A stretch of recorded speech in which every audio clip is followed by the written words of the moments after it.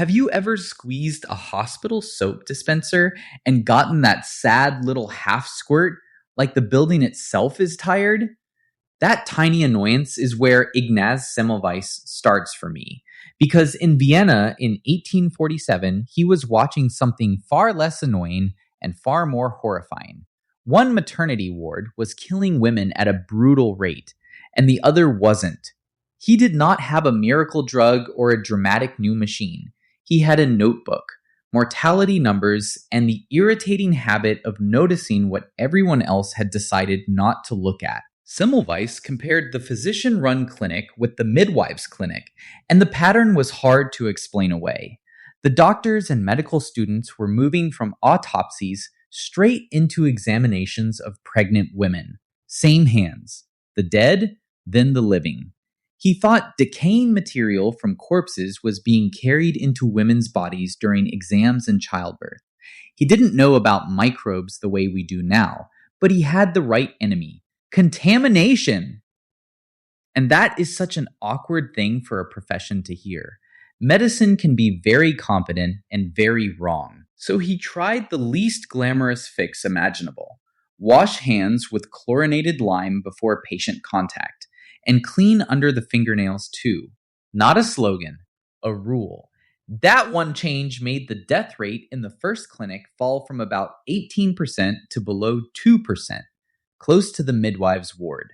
Roughly a 90% drop.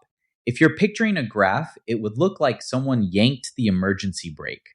This is what makes Semmelweis feel so modern.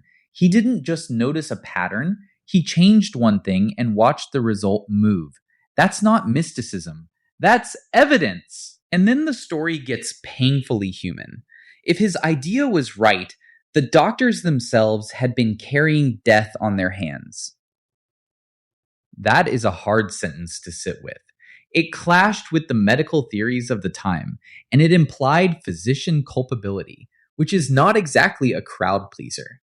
Semmelweis lost his post in Vienna, struggled to get real traction in Budapest, and kept pushing the same ugly, useful idea while other doctors looked anywhere else.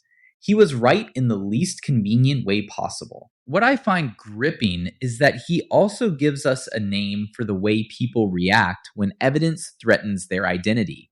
We call it the Semmelweis reflex now. That snap refusal to accept the thing that forces a change in status, habit, or pride. It's not just a 19th century medical problem.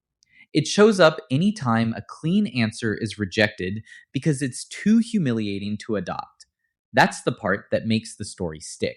Not that hands matter, but that people can see the numbers and still fight the conclusion. The real legacy is sitting in plain sight every time you walk into a clinic.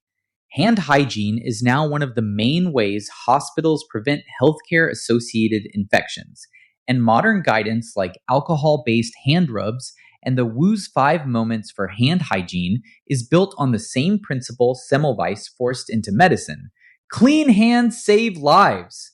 He died in 1865, years before germ theory and antiseptic surgery caught up and proved what he had been saying all along. So when you see that tired little soap dispenser, don't just think, someone should fix that. Think Vienna. Think the maternity ward. And think of the doctor who kept pointing at the sink because the sink was the story.